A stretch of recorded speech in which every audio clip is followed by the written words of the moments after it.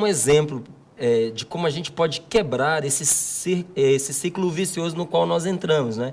Porque a partir do momento em que você passa a ser propriedade daquilo que você tem, né, que você passa a ser escravo das suas posses, a sua liberdade ela começa também a ficar meio cerceada, né? Você Claro. fica limitado na sua liberdade. Por onde sair? Dá uma dica aí pra gente disso. A gente tem algumas delas, mas a primeira delas é pensar se eu preciso ter uma vida que não seja simples. Por exemplo, uma vida simples não é uma vida de carência. Uma vida simples é em que eu não tenho nada que seja absolutamente Usando inútil. até uma expressão sua, uma vida simples não é uma vida simplória. Não, não é simplória. E não é uma vida de carência. Pobreza não é sinônimo de carência. Carência de saúde, carência de alimento. Ao contrário. O que é uma vida simples? Uma vida simples é aquela em que a gente tem suficiência, né, de recurso para existir, prover futuro e repartir. Por exemplo, há pessoas que Vamos são... lá de novo? Olha lá. Uma vida simples é aquela que a gente tem suficiência de recursos para viver, para a gente prover futuro e repartir o que tem. Né? O grande milagre, né, na multiplicação de pães e peixes feitos por Jesus, obviamente não foi uma coisa taumatúrgica em que de 2 peixes e alguns pães ele fez. Ao contrário, o grande milagre foi a repartição. Quando ele disse aos discípulos, vão lá e vê o que tem, e eles pegaram um pouquinho de cada um, e ao pegar um pouquinho de cada um, sobrou.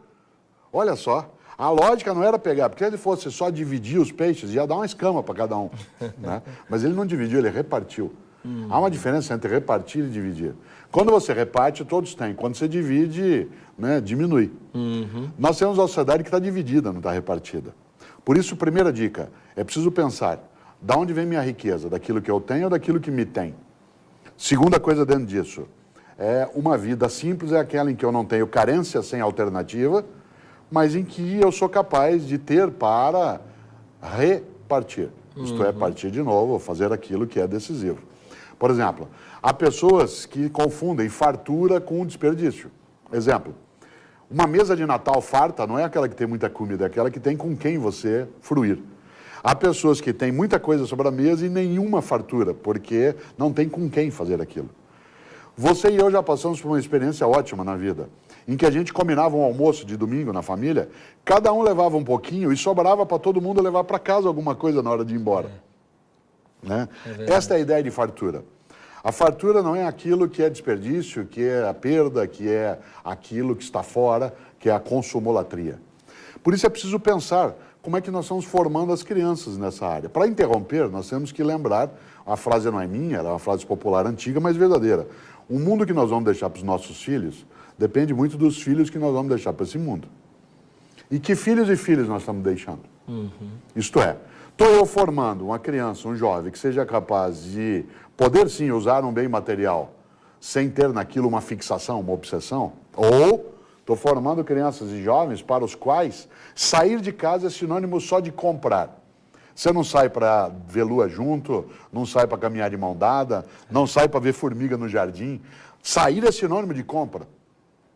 E desse ponto de vista, a gente começa a moldar personalidades que têm um tipo de desvios.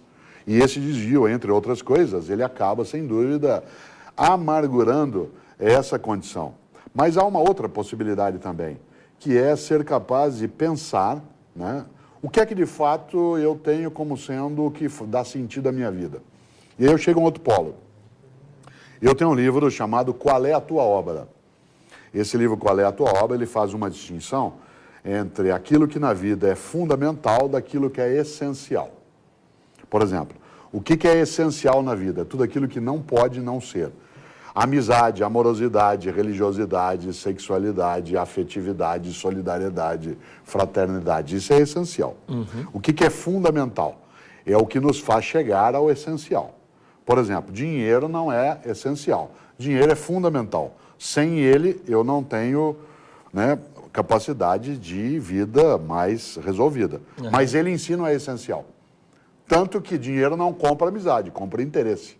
Não compra afeto, pode comprar quando muito é negócio. Né? Desse ponto de vista. Por exemplo, uma carreira não é essencial, ela é fundamental. O fundamental é como uma escada. Eu não tenho uma escada para ficar sobre ela, eu tenho uma escada para ir a algum lugar. O que é fundamental na vida? As nossas propriedades, mas elas não são essenciais. Há pessoas que são tão pobres que a única coisa que ela tem é dinheiro. Né? E desse ponto de vista, esse tipo de percepção precisa ser pensado. E aí eu volto para fechar esse longo raciocínio.